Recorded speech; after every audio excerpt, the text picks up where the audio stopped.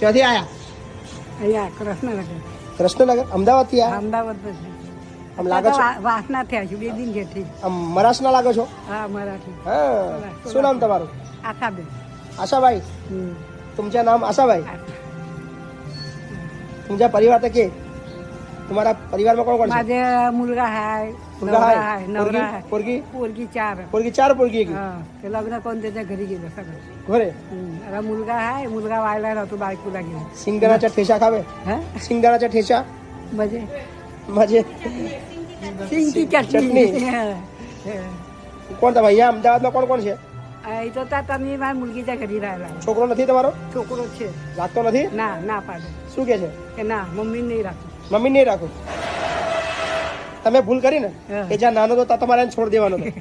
એ ખબર નથી કે મોટા કઈ આવું કરે આપણને. એવું ખબર ના હોય ને સાચી કે વાત. છોકરા મોટા કરે એટલે આવું કરે. પણ આવું મતલબ તમે જેને છોડી દીધો તો તારી લાયક જ ના હોત ને. એક જ છે જ 4 છે. છોકરીઓ.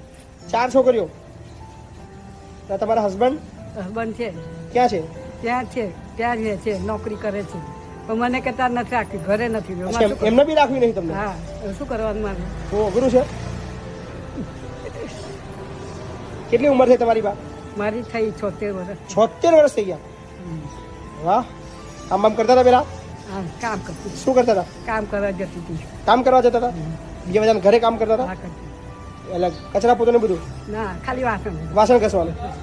આખી જિંદગી કામ કર્યું? બહુ આખી છે. બીજી તારીખ સુધી કામ કરતી. હમણાં સુધી કામ કર્યું? બીજી ફેબ્રુઆરી સુધી કામ કરતી. બીજી ફેબ્રુઆરી સુધી કામ કર્યું? 76 વર્ષની ઉંમર લગી. ક્યાંથી આયા? અહીંયા કૃષ્ણનગર. કૃષ્ણનગર અમદાવાદથી આયા? અમદાવાદ આમ લાગે છો વાસના થયા છું 2 દિન જેથી. આમ મરાઠના લાગો છો? હા, मराठी. હા. શું નામ તમારું? आशाबेन. आशाबाई.